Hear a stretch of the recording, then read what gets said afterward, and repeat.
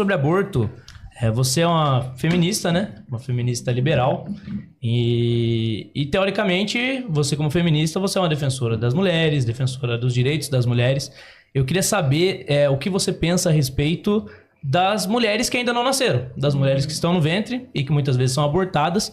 Eu queria saber se você como feminista, você é uma defensora de todas as mulheres, se você vai vir aqui olhando para a câmera e vai repudiar o aborto de meninas inocentes que são mortas todos os anos, ou se você defende o aborto e você defende apenas algumas mulheres.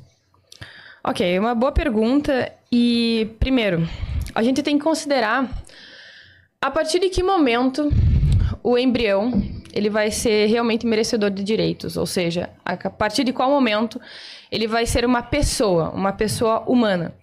E independentemente de ser mulher ou homem, a partir de determinado período, isso vai importar, e antes, não. Então, a gente tem que se questionar até que ponto isso é irrelevante e por quê, tá? Então, uma das razões que nos fazem, pelo menos as feministas, se posicionarem favoráveis ao direito de escolha do aborto é porque ainda o feto não tem nenhum tipo de capacidade de experienciar qualquer tipo de sensação, sejam sensações psicológicas ou físicas. Existem algumas variações em relação a isso, como alguns especialistas dizem que começam a ter experiências a partir da 30ª semana, outros a partir da 20ª, e os mais radicais têm a certeza absoluta de que a partir da 12ª, pelo menos até a 12ª semana, é impossível que eles tenham qualquer tipo de experiência psicológica ou física. Portanto, não seria merecedor de direitos. Não seria. Então você é a favor do aborto? Sim. Até qual período? Até a 12ª semana. Então, até 3 meses você defende que o bebê seja abortado. Sim. Tá, primeiro a gente precisa deixar claro algumas coisas aqui. A perspectiva de a partir de que momento um bebê passa a ter direitos ou não, ela não é uma discussão meramente científica, ela é uma discussão filosófica. Porque você está discutindo não a partir de que momento existe uma nova vida humana, a nova vida humana existe a partir do momento que você tem um zigoto, a primeira célula. Você está discutindo a partir de que momento essa vida humana, essa nova vida humana, é uma pessoa de direitos. E essa é uma discussão eminentemente filosófica. O conceito que eu venho defender aqui é o conceito de personalidade ontológica, que é o seguinte, você não se torna um ser humano porque você se desenvolveu mais. Você já é um ser humano e por isso você se desenvolve todas as suas características e aptidões. O fato de um bebê ele não poder experimentar todos os afetos e todos os sentimentos que nós, já desenvolvidos, experimentamos, não reduz ele enquanto ser humano. Não reduz a condição dele enquanto ser vivo. Por quê? Porque se eu, por exemplo, tirar suas faculdades usando uma anestesia, isso não me dá o direito de te violar, isso não me dá o direito de tirar a sua vida, isso não me dá o direito de violar os seus direitos. Da mesma forma, um bebê, não é porque ele está em um estágio de desenvolvimento anterior que ele é inferior. Não é porque ele ainda não teve a oportunidade que nós tivemos de se desenvolver e nascer que ele se torna menos importante. Se você me diz que um ser humano em um estágio de desenvolvimento anterior ele tem menos valor a ponto de poder ser morto, você está dizendo que vidas humanas menos desenvolvidas têm menos valor. Ou seja, uma criança valeria menos que um adulto. Essa é a consequência lógica daquilo que você está defendendo aqui. Para além disso, é bom deixar para o público bem claro que você é uma feminista, e como todas as feministas, diz defender as mulheres, mas quem está defendendo as mulheres que não nasceram ainda aqui sou eu, um homem, um conservador. Então hoje quem está do lado das mulheres, daquelas que não podem falar, daquelas que não podem se manifestar, daquelas que não têm o direito à voz, sou eu, e não a feminista que diz defender as mulheres. Tudo bem, muito bonito seu discurso sensacionalista, mas a gente tem que prestar atenção em algumas coisas. Primeiro, em relação a tu ter dito que se eu estivesse em uma situação de inconsciência, logo, de acordo com a minha lógica, tu teria direito de me violar, de me matar, enfim, me agredir de alguma maneira. Isso não é verdade porque a gente tem que analisar aqui. Existe uma diferença entre capacidade e potencialidade. Um feto, até determinado período, ele não tem a capacidade de fazer alguma coisa. Por exemplo, ele não tem capacidade de mastigar. Por quê? Porque ele não tem boca. Ele não tem capacidade de andar, porque ele não tem pernas. Agora, uma pessoa que está temporariamente em coma, ela tem a capacidade de tudo isso. Ela está impedida de exercer todas essas atividades de modo temporário. Então, essa tua comparação é completamente descabida. O feto, até determinado período, ele não é apenas um ser humano reduzido, digamos assim. Na verdade, ele é incapacitado de exercer qualquer uma dessas atividades que eu acabei de citar. Então, vocês querem continuar no mesmo tema? Eu quero responder. Sim, pode. Então, um ser humano com alguma deficiência que torna ele menos incapaz, ele tem menos valor? Eu não tô falando de valor. Não, mas é de valor. A discussão é do valor da vida. Eu não tô falando sobre valor especificamente de alguém ser superior ou inferior, mas de ser merecedor de direitos. Se a gente usar, por exemplo, o caso de anencéfalos, literalmente, eles não desenvolvem nenhum tipo de experiência. Existem casos de anencéfalos que nasceram e viveram 3, 4 anos e experimentaram essa vida. Quem é você? Quem é um ser humano mais desenvolvido para ter o direito de negar a vida a um ser humano? Dizer, você não pode viver porque você não tem todas as características que eu acho que são necessárias. Quem tem esse direito? Eu vou te fazer outra pergunta, então. Vamos analisar, fazer o tipo de comparação. O que tu prefere salvar? Uma pessoa, de 30 anos, ou salvar 1000 zigotos, ou que sejam 1000 embriões já fertilizados. O que tu acha que é melhor? Pra mim, todas as vidas têm o mesmo valor. Tu não tá sendo honesto.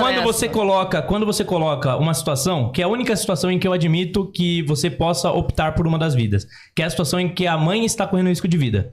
Nesse caso, nem se trata de discutir aborto. Se trata de uma decisão meramente utilitarista. Por exemplo, se o médico está no hospital, você tem 2 vítimas de algum acidente e só tem um médico para atendê-las, ele vai ter que optar pela vida que tem mais chance de ser salva, ou então, às vezes, pela vida que tem mais laços sociais. Ele vai ter que fazer algum critério subjetivo para poder escolher entre uma dessas vidas. Nesse caso, qualquer defensor da vida, qualquer pessoa que discuta esse tipo de pauta, ela vai entender que você salvar uma das vidas não é necessariamente você matar a outra.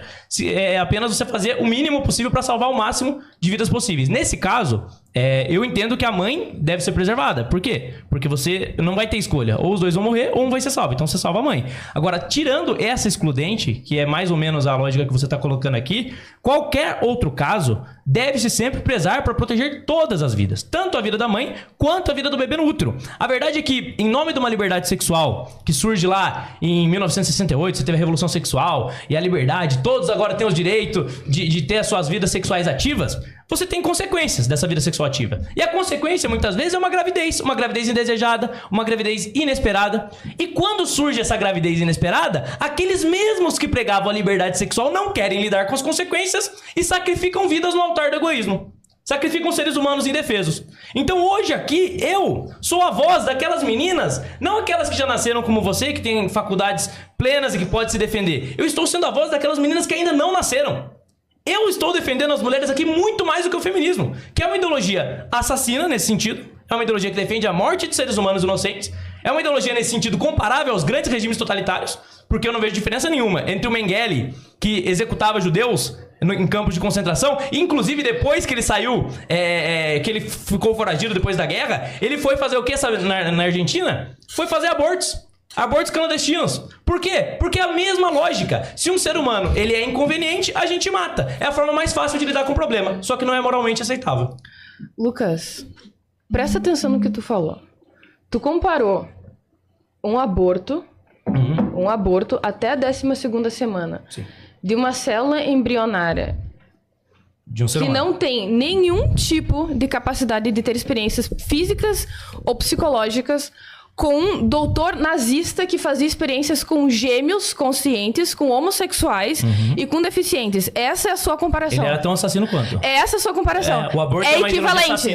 Então tudo bem. Tá matando vidas humanas. Eu não preciso falar mais nada. Tá matando vidas humanas. Tá matando vidas humanas. Você está se respondendo. Você está defendendo aqui que um ser humano menos desenvolvido tem menos valor. Eu tô defendendo a vida desde a concepção. Eu estou defendendo a vida de uma forma ampla. Tu não acha que existem diferenças de valor correspondendo ao nível de experiências? De aprofundamento de experiências. O ponto aqui não é nem esse. O ponto aqui é que pra você não tem valor nenhum. O ponto é esse. O ser humano, a partir do momento que ele foi concebido, não deve ser preservado. Tu tá confundindo. A pessoa foi libertina, ela não lida com as consequências e pronto. Isso é moralmente aceitável. Não, tu tem que ter uma noção de que existe uma diferença entre usar do aborto como uma alternativa urgente, como última instância, com tratar isso como um método contraceptivo. Eu nunca defendi que é um método contraceptivo comparável ao uso de camisinha. Não é um planejamento familiar. Então você reconhece que não é simplesmente uma célula. Não. É um ser humano. Ela tem valor, mas ela tem menos do que uma mulher adulta. Por quê? Porque você achou assim? Não é porque eu achei assim. Inclusive, corresponde ao que tu mesmo falou. Por que geralmente a vida da mãe importa se ela estiver em risco em relação ao feto? Exceto que tu acha que os dois têm o mesmo valor. Porque os dois vão morrer, ou você salva um. Você acaba salvando da mãe. E por que tu não salva a vida do feto? Porque a chance de salvar ele é menor. A chance de salvar a mãe é maior. Então você tira o bebê. É isso. Ok, mas tu Não é mantém porque tem menos esse valor. posicionamento de que todos têm o mesmo valor. Sim, todo ser humano. O menos Ok. envolvido e o mais envolvido. Até porque eu acho que seria absurdo você defender aqui a tese de que um bebê tem menos valor que um adulto. Eu acho que não. Até por ser indefeso, a gente tende a proteger mais. Da mesma forma que um bebê dentro do útero, a gente tem que proteger porque ele é indefeso. Por isso existe a lei do nascituro pra gente proteger esse bebê desde a sua concepção. Não, isso é diferente porque bebês, eles já têm capacidade de experienciar o mundo. Eles podem sofrer, eles Nas podem primeiras sentir dor, semanas, eles têm angústias. as coisas que acontecem nas primeiras semanas com o organismo da mulher já influenciam diretamente como vai ser a vida daquele bebê pro resto da vida.